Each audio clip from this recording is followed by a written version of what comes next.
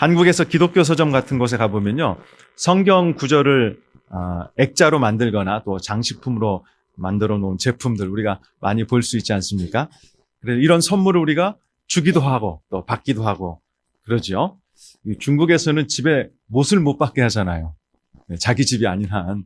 그래서 이런 걸 잘 걸어두기가 사실 좀 어려워요.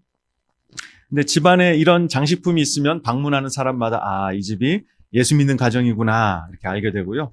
또 일터에 그런 것이 걸려 있으면 여기 경영하시는 분이 기독교 신자구나 이런 것을 알 수가 있게 되죠. 그래서 저는 참 그게 좋다고 생각을 합니다. 하지만 거기에 자주 등장하는 성경 구절이 성경의 본래 문맥이나 의도와 관계없이 사용되는 경우가 있다는 것입니다. 예를 들어서 일터에 많이 걸려있는 성경 구절이 이런 게 있습니다. 내 시작은 미약하였으나 내 나중은 심히 장대하리라. 이게 욥기 8장 7절 말씀이에요. 여러분 자주 보셨죠? 저도 엄청 봤어요, 이거를. 예수 안 믿는 분들 사실 좋아하는 성경 구절입니다, 이게. 근데 이 구절은 동방의 의인이라고 불리웠던 욥이 이해하기 힘든 이유로 극심한 고통을 당하고 있었는데요. 그때 욥의 친구가 한 말이에요. 쉽게 말하면 이런 뜻이거든요. 야, 네가 하나님께 뭔가 죄를 지었으니까 지금 이런 벌을 받는 것이다. 그러니 회개해라. 그러면 하나님이 다시 옛날처럼 너를 회복시켜 주실 것이다. 근데 사실 이것은요, 정말 밑도 끝도 없는 인과응보적인 생각입니다. 완전히 잘못된 생각이에요. 욥이 지금 자기 죄 때문에 하나님께 벌 받고 있는 게 아니거든요. 그러니까 이 말은요, 사실은 대단히 부적절한 이야기예요. 문맥을 우리가 잘 고려한다면 액자에 걸어둘 만한 구절은 사실 아닙니다. 네. 그렇다고 해서 여러분이 내일 사무실 가셔서 당장 그걸 떼시란 말씀은 아닙니다. 걸어두세요. 괜찮아요. 사실 이렇게 문맥을 고려하지 않고 잘못 사용하고 있는 구절들 좀 있습니다. 오늘 본문에도 대표적인 구절이 나오는데요. 무엇일까요? 그렇죠. 잘 아시네요. 13절 말씀입니다. 내게 능력 주시는 자 안에서 내가 모든 것을 할 수 있다. I can do everything. 그렇죠. 이 구절만 따로 떼어놓고 보면 우와, 정말 이런 감탄사를 바랄 정도로 놀라운 말씀입니다.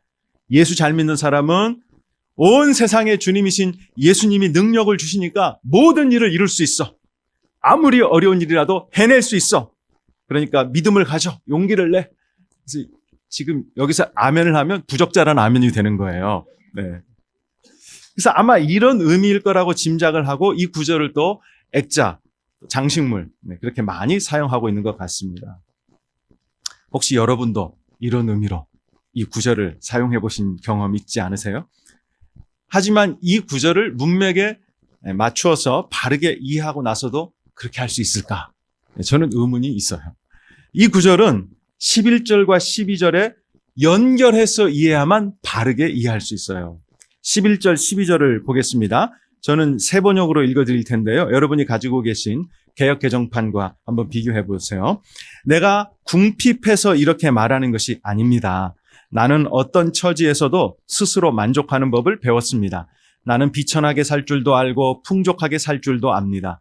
배부르거나 굶주리거나 풍족하거나 궁핍하거나 그 어떤 경우에도 적응할 수 있는 비결을 배웠습니다. 무슨 의미인지 이해되셨어요? 이제 이어지는 13절을 보세요. 거기서 모든 것을 할 수 있다는 말이 영어로 I can do everything. 이런 뜻이 아니라는 것이죠. 여러분 그것을 아실 수가 있을 거예요. 이 말씀은 긍정의 힘을 대변하는 이야기가 아니에요. 사도 바울이 말하고 있는 모든 것을 할 수 있는 능력이란 무엇일까요? 바로 경제적으로 어떤 형편에 처하든지 스스로 만족할 수 있는 능력이에요. 자족할 수 있는 능력입니다. 사랑하는 교회 여러분, 예수를 따르려는 예수의 제자들에게 있어서 자족하는 법을 배우는 거, 이거 얼마나 중요한지 모릅니다.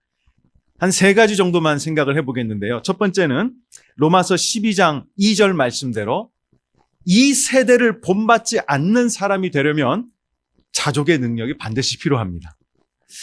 요즘 새벽 기도 때 나누는 말씀이 바로 민수기인데요. 민수기 11장에 보면 시내 산을 출발하여서 이제 하나님이 약속하신 땅 가나안으로 향하는 여정이 막 시작된 시점에 어떤 사건 하나가 발생을 해요.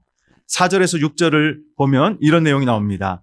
그들 중에, 여기 그들은 이스라엘 민족입니다. 그들 중에 섞여 사는 다른 인종들이 탐욕을 품음에 이스라엘 자손도 다시 울며 이르되 누가 우리에게 고기를 주어 먹게 하랴. 우리가 애굽에 있을 때에는 값없이 생선과 오이와 참외와 부추와 파와 마늘들을 먹은 것이 생각나거늘 이제는 우리의 기력이 다하여 이 만나 외에는 보이는 것이 아무것도 없도다 하니. 하나님께서 200만 명이 넘는 어마어마한 숫자의 이스라엘 민족들을 매일 아침마다 하늘로부터 만나를 내리셔서 먹이셨어요. 굶지 않게 하셨어요. 먹을 것, 입을 것 있었는데 만족하지 않은 것이죠. 그리고 하나님께 불평과 원망을 쏟아 놓는 거예요. 고기 못 먹어서, 채소 못 먹어서 죽겠다는 거예요. 왜 우리가 애굽을 나왔는지 모르겠다는 것이죠.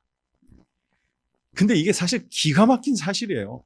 애굽에서 이 사람들 어떻게 살았는지 겨우 지금 얼마 지나지 않았는데 그건 다 잊어버리고 지금 당장 고기 못 먹는 것, 지금 당장 채소 못 먹는 것 때문에 이렇게 불평하고 원망하고 있어요. 말은 안 했지만 이게 나중에 나와요. 애굽으로 돌아가고 싶다는 거죠. 탐욕의 눈이 머니까 은혜를 잊어버려요. 하나님이 자기들을 애굽의 노예살이에서 구원해 주신 은혜는 말로 다 표현할 수 없는 것인데 싹 잊어버렸어요. 탐욕의 눈이 머니까 사명도 잊어버려요. 그들의 사명이 무엇이죠? 하나님이 자기들을 하나님 백성 삼으셔서 출애굽시키시고 가나안 땅으로 인도하시는 목적이 뭡니까? 자기들을 통해서 세상 모든 민족이 복을 받게 하는 거예요. 그런데 지금 고기 못 먹는다고 애굽에 있을 때가 차라리 낫다고 불평하는 것입니다. 왜 자기들을 출애굽시켜서 고기도 못 먹게 하느냐는 거예요. 얼마나 어처구니 없습니까? 탐욕이 이렇게 무서운 거예요. 여러분, 이 세대는 끊임없이 탐욕을 부추기고 있어요. 현대사회는 소비사회라고 하지 않습니까? 사람이 무엇을 소비하는가로 자신의 정체성을 나타낸다고 세뇌시키는 거예요. 무슨 음식 먹고, 무슨 옷 입고, 무슨 자동차 타고, 어떤 집 살고, 이런 걸로 사람의 가치가 결정된다고 끊임없이 세뇌시키는 겁니다. 여러분, 뉴로 마케팅이라는 말 들어보셨어요? 뉴로 마케팅. 정확한지 잘 모르겠는데. 그러니까 이 뇌과학하고요, 마케팅을 결합시킨 겁니다. 사람의 뇌가 어떻게 작동시키는지 이걸 연구해서 그거를 마케팅 쪽으로 개발을 하는 거예요. 그러니까 어떻게 해서든지 사람들을 소비하게 만들려고. 그러니까 끊임없이 남과 비교하게 하고 자족하지 못하게 하는 것이죠. 그게 이 세대의 특징이에요. 지금보다 조금만 더 가지면, 내가 조금만 더 누리면 만족할 것 같고 행복할 것 같다는 생각이 들게 만들지 않습니까? 마음에 이런 탐욕이 들어오기 시작하면요, 이제까지 베푸신 하나님의 은혜를 잊어버려요. 감사도 잘 안 나와요. 하나님의 백성과 예수의 제자로서 감당해야 될 사명도 희미해집니다. 여러분, 예수님의 제자가 어때야 되죠? 누가복음 9장 57절, 58절에 보면 예수께서 길 가실 때에 어떤 사람이 예수님께 이런 말을 했어요. 주께서 어디로 가시든지 나는 따르리이다. 예수님의 제자가 되고 싶다는 거예요. 이때 예수님의 대답이 뭔지 아십니까? 여우도 굴이 있고 공중의 새도 집이 있으되 인자는 머리 둘 곳이 없도다. 이 메시지 성경이 이 구절을 아주 재미있게 번역을 했어요. 고생할 각오가 되어 있느냐? 너도 알다시피 우리가 묵는 곳은 인류 호텔이 아니다. 이게 무슨 의미예요? 내 제자가 되겠다고? 그러면 어떤 형편에서든지 자족할 수 있어야 돼. 너 할 수 있니? 이런 말씀이에요. 예수님께서 제자들에게 가르쳐 주신 기도 다 아시죠? 주기도문이죠. 거기 보면 오늘 우리에게 일용할 양식을 주시라는 내용이 나와요. 여러분, 이 기도는요, 한편으로는 우리의 필요를 하나님이 채워주신다는 것을 신뢰해야 된다는 의미이고요. 다른 한편으로는 디모데전서 6장 8절 말씀 같이 우리에게 먹을 것과 입을 것이 있으면 그것으로 만족해야 된다는 의미예요. 이처럼 예수의 제자는 받은 은혜에 늘 감사하고 자족하면서 하나님 나라를 위한 사명에 삶의 초점을 맞추는 사람입니다. 하나님 나라의 백성으로 예수의 제자로 탐욕을 부추기는 이 세대를 본받지 않으려면 우리에게 반드시 어떤 능력이 있어야 될까요? 그렇습니다. 자족하는 능력. 자족하는 능력. 두 번째는요. 우리가 전인격적으로 건강하게 성장하기 위해서 자족하는 법을 꼭 배워야 됩니다. 12절을 한번 다시 보겠습니다. 4장 12절 시작. 나는 비천에 처할 줄도 알고 풍부에 처할 줄도 알아. 모든 일 곧 배부름과 배고픔과 풍부와 궁핍에도 처할 줄 아는 일체의 비결을 배웠노라. 네. 한마디로 각 상황에 처했을 때 예수를 따르는 제자답게 적절히 사는 법을 터득했다는 의미예요. 바울이 이것을 직접 경험하면서 배웠다는 뜻입니다. 비천에 처한다는 것은 배고프고 궁핍할 때를 의미한다고 말하고 있죠. 설명하고 있죠. 사람이 보통 이런 상황에 처하면요. 지나치게 염려하기 쉽고 낙심하기 쉽고 또 위축되기 쉬워요. 그리고 영적으로 시험에 들기도 참 쉽습니다. 이런 생각이 내 속에서 고개를 쳐드는 것이죠. 아니, 하나님이 나의 상황을 모르시나? 하나님이 혹시 나를 사랑하시지 않는 것 아닌가? 여러분, 이런 순간에 자족한다는 것, 이거 말처럼 그렇게 쉽지는 않습니다. 하지만 부인할 수 없는 사실이 있어요. 우리의 심령도 가난해져서 하나님을 더욱 간절히 찾고 의지하게 된다는 거예요. 우리를 때에 따라 먹이시고 입히시고 돌보시는 하나님이 얼마나 신실하신 분인지 실감하게 되는 것이죠. 그래서요, 여러분, 한 끼 초라해 보이는 식사를 앞에 놓고도 깊이 감사할 수 있게 되고요. 아주 작은 것에도 기뻐할 수 있는 은혜를 체험하게 되는 것입니다. 또 배고픔과 궁핍에 처한 다른 사람들의 심정을 헤아릴 수 있게 되는 거예요. 비천에 처할 때에 영적으로 시험에 들 수 있어요. 네, 그럴 가능성이 있습니다. 하지만 반대로 오히려 영적으로 더욱 성숙해질 수도 있는 것입니다. 어려운 일이지만 비천에 처할 때 우리가 선택해야 되는 것은 자족하는 법을 배우고 영적으로 성숙해지는 것입니다.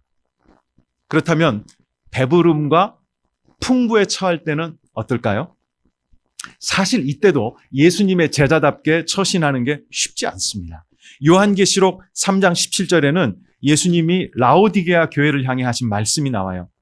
네가 말하기를 나는 부자라 부요하여 부족한 것이 없다 하나 내 곤고한 것과 가련한 것과 가난한 것과 눈먼 것과 벌거벗은 것을 알지 못하는도다. 이 라오디게아 도시가요, 굉장히 부유한 도시였어요. 그리고 이 라오디게아 교인들도 실제로 부유한 사람들이 많았습니다. 그들은 부족한 것이 하나도 없다고 말할 정도였습니다. 그런데 이것이 바로 그들을 영적으로 병들게 했어요. 15절 16절에 이런 말씀이 나옵니다. 내가 네 행위를 아노니 네가 차지도 아니하고 뜨겁지도 아니하도다. 네가 차든지 뜨겁든지 하기를 원하노라. 네가 이같이 미지근하여 뜨겁지도 아니하고 차지도 아니하니 내 입에서 너를 토하여 버리리라. 기독교인이라고 이야기하는데 예배에는 참석하는데 절실함이 없어요.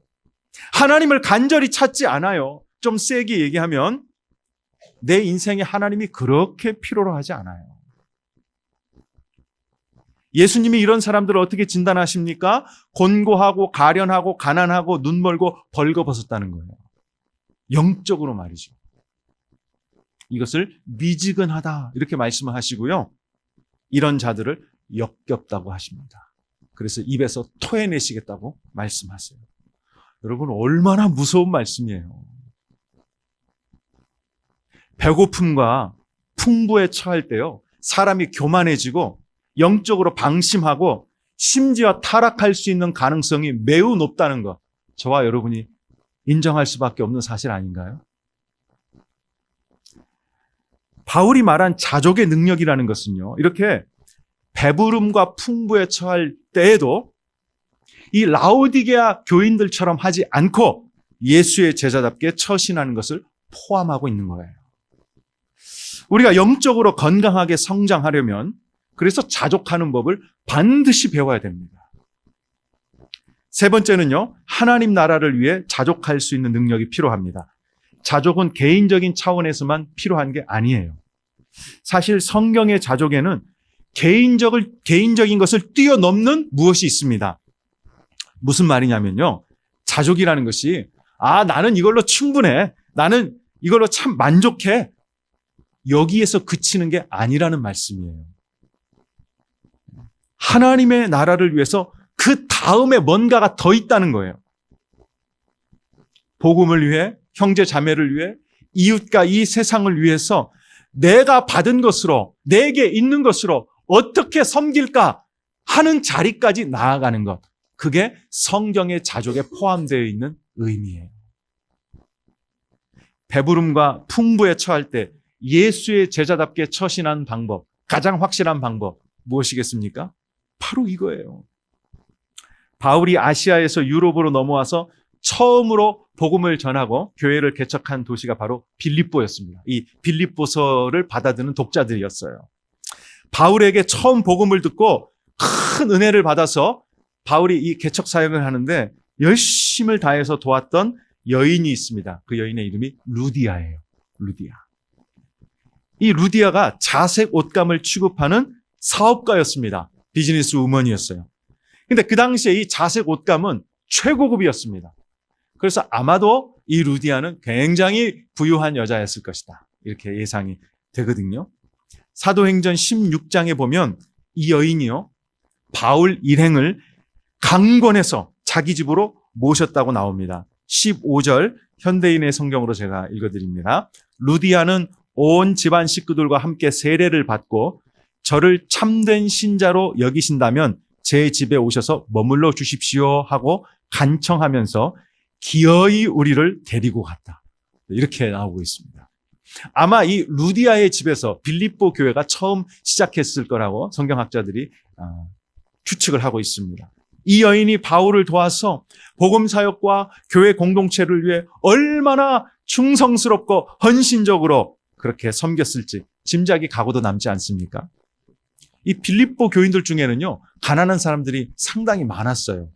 아마 구제도 많이 했을 것 같아요. 나에게 주신 그 풍족함에 만족하는 데서 끝이지 않고 하나님 나라를 위해 내게 주신 것을 어떻게 사용할지 생각하고 실천하는 데까지 나아가는 것, 이것이 성경적인 자족입니다. 그런데요, 이런 형태의 자족은 내가 풍부한 상황에 있을 때만 해당되는 것일까요? 바울이 지금 이 이야기를 하고 있는 것은 빌립보 교인들이 에바브로디도 편에 자기에게 선교 헌금을 보내주었기 때문이거든요. 놀라운 사실이 무엇인지 아세요? 이 빌립보 교인들 중에는 루디아처럼 부자도 있었지만 그러나 대부분의 교인들은 경제적으로 몹시 어려웠다는 것입니다. 19절을 한번 보세요. 빌립보서 4장 19절. 같이 한번 읽어보십시다. 시작. 나의 하나님이 그리스도 예수 안에서 영광 가운데 그 풍성한 대로 너희 모든 쓸 것을 채우시리라.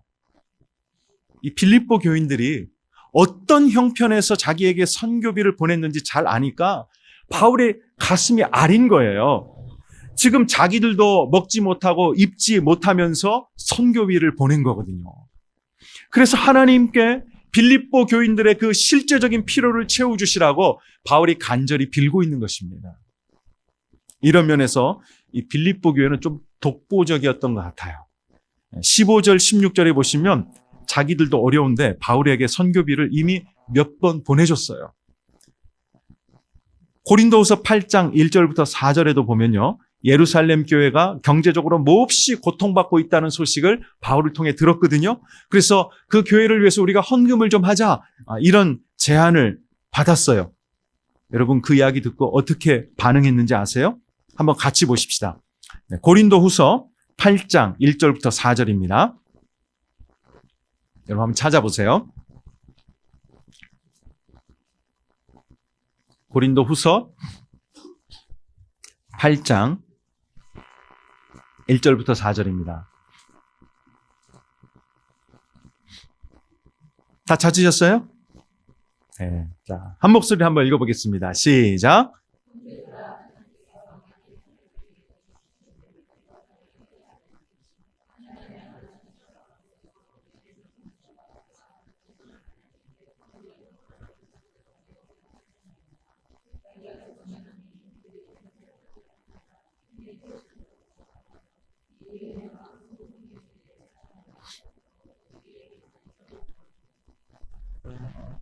네, 여기 보시면요.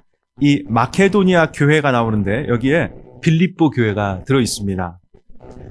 이 마케도니아에 있는 여러 교회 중에 특히 빌립보 교회 같은 경우는 자기들도 온갖 어려운 시련과 가난에 쪼들리고 있었던 거예요. 그런데 형제 교회를 힘에 겹도록 도운 것입니다. 아까도 말씀드렸듯이 빌립보 교회 교인들이 가난한 사람들이 많이 있었기 때문에 어쩌면 그 선교비, 그 구제 헌금의 총 액수는 그렇게 많지 않았을 수도 있어요. 과부의 두렙돈 여러분 기억하시죠? 하지만 자기들이 가난의 고통을 알아요, 자기들이. 그래서 형제 교회 교인들이 지금 가난 때문에, 못 먹는 것 때문에 얼마나 힘들어하고 있는지 너무나 공감이 되는 거예요. 그래서 없는 형편에도 정성을 다해 헌금을 한 것입니다. 힘에 겹도록 헌신했다고 이야기하고 있어요. 자족의 능력이 있었기 때문에 저는 가능한 일이었다고 생각을 해요. 그러고 보면 자족이 개인적인 차원을 뛰어넘어 하나님 나라의 차원으로 확장되는 것은요, 사실 나의 상황과 그렇게 크게 관계가 없어요.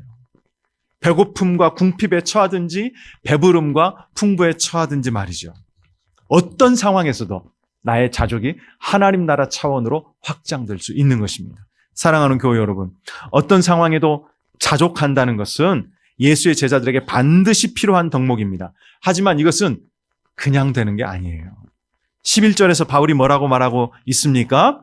11절, 빌립보 4장 11절 이렇게 말하죠. 내가 궁핍함으로 말하는 것이 아니니라 어떠한 형편에든지 나는 자족하기를 배웠노니. 배웠다고 말합니다. 자, 12절에도 마지막 부분에 보시면 나는 일체의 비결을 배웠노라. 배웠다고 말씀하고 있습니다.